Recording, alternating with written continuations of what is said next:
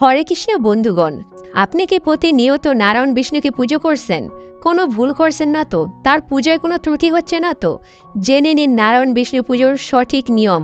ভুলেও নারায়ণ বিষ্ণুকে কোন কোন ফুল একেবারেই নিবেদন করবেন না, জেনে নিন এখনই। ভিডিওটা স্কিপ করবেন না, সম্পূর্ণ ভিডিও দেখবেন। অনেকের বাড়িতে পূর্ণিমা তিথিতে নিয়ম করে লক্ষ্মী নারায়ণের পুজো করা হয়ে থাকে। এছাড়াও ব্রাহ্মণদের বাড়িতে নারায়ণ বিষ্ণুর মূর্তি রাখা হয়ে থাকে, নিত্য পূজা করা হয়। তাই রীতি মেনে নারায়ণ বিষ্ণুর উপাসনার জন্য রয়েছে বিশেষ কিছু পুজোর নিয়ম। না মানলে উপবাসের পূর্ণ ফল পাওয়া যাবে না, উপবাসও ফল প্রসন্ন হবে না। জেনে নিন সেই নিয়মগুলো কি। প্রতিটি দেবদেবীর পূজার সময় ফুল নিবেদন রীতি রয়েছে।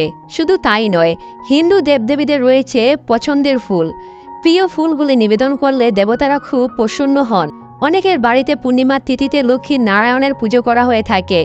এছাড়াও ব্রাহ্মণদের বাড়িতে নারায়ণ বিষ্ণুর মূর্তি রাখা হয়ে থাকে, নিত্য পূজা করা হয়। তাই রীতি মেনে নারায়ণ বিষ্ণুর উপাসনার জন্য রয়েছে বিশেষ কিছু নিয়ম। পুজোর নিয়ম না মানলে উপবাসের পূর্ণ ফল পাওয়া যাবে না, উপবাসের ফল প্রসন্ন হবে না। ভগবান বিষ্ণুকে প্রসন্ন করার জন্য অনেকেই বৃহস্পতি ও একাদশী দিন উপবাস করে থাকেন। আর হিন্দু শাস্ত্র নিয়ম মেনে এই দিনে বিষ্ণুদেবকে হলুদ ও সাদা ফুল নিবেদন করা উচিত। এগুলো বিষ্ণুদেবের খুব প্রিয় ফুল। তবে অনেকে আবার না জেনে ভগবান বিষ্ণুকে অন্য রঙের ফুল নিবেদন করে থাকেন। কোন কোন ফুলগুলো বিষ্ণুকে অর্পণ করা যাবে না তা জেনে নিন এখনই। ভগবান বিষ্ণুর পুজোয় ভুলেও পলাশ ফুল নিবেদন করবেন না। এই সুন্দর লাল রঙের ফুল মহাদেবকে নিবেদন করা হয়। ধুত্রা ফুল, একাদশী ও বৃহস্পতিবার উপবাসে ধুত্রা ফুল ব্যবহার করা হয় না। শ্রী হরির আরাধনায় এই দুটি ফুল নিষিদ্ধ বলে মনে করা হয়। মহাদেবকে এই ফুল নিবেদন করলে বেজায় খুশি হন।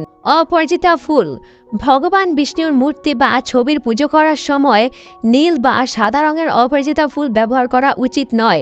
এই ফুল ভগবান বিষ্ণুর প্রিয় ফুলের তালিকায় ভুক্ত নয়। কাঠকবরি ফুল, যদি বাড়িতে কাঠকবরি ফুল লাগিয়ে থাকেন তাহলে ভুলেও ভগবান বিষ্ণুকে পুজোর সময় কখনো এই ফুল ব্যবহার করবেন না, কারণ এই ফুল ব্যবহার করার নিষিদ্ধ করা রয়েছে। শিমুল ফুল, শ্রী হরির আরাধনায় শিমুল ফুল নিষিদ্ধ। এটি নিবেদন করলে ভগবান বিষ্ণু অত্যন্ত রুষ্ট হয়ে যান।